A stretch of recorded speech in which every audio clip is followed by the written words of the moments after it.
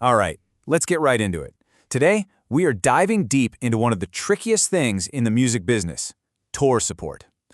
For any artist out there, when a label offers to bankroll your tour, that feels like you've hit the big time, right? But is it the golden ticket everyone thinks it is? Or is there a catch? So let's start there, with that dream. This idea that tour support is just a gift, a sign that the label is totally behind you, no strings attached whatsoever. But if you look at it from the label's side of the desk, it's all business, pure and simple. Tour support isn't really about belief, it's about growing an asset. Think about it. A tour is a marketing machine. It gets people streaming your songs, turns casual listeners into hardcore fans, sells a ton of t-shirts, and gives you a mountain of content for social media. All of that makes their main investment, your music, way more valuable.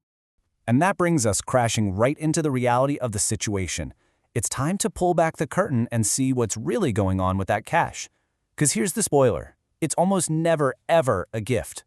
This right here is the single most important word you need to understand in this whole conversation. Recoupable. So what does that mean? Basically, tour support is a loan.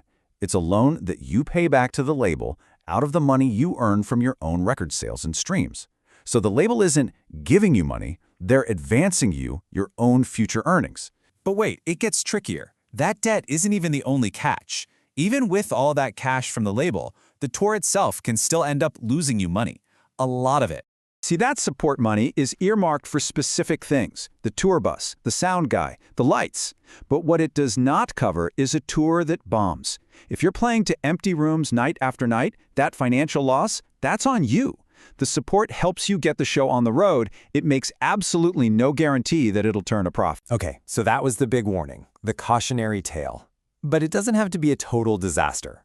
Let's shift gears and get into the playbook. How do you make tour support actually work for you instead of against you? Think of this as your pre-tour checklist. First off, you have to negotiate a cap on how much they can spend and then charge back to you. Second, demand to see the numbers, total transparency in the accounting.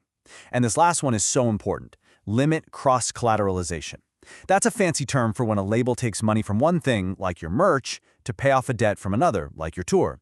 You have to fight to keep those income streams separate.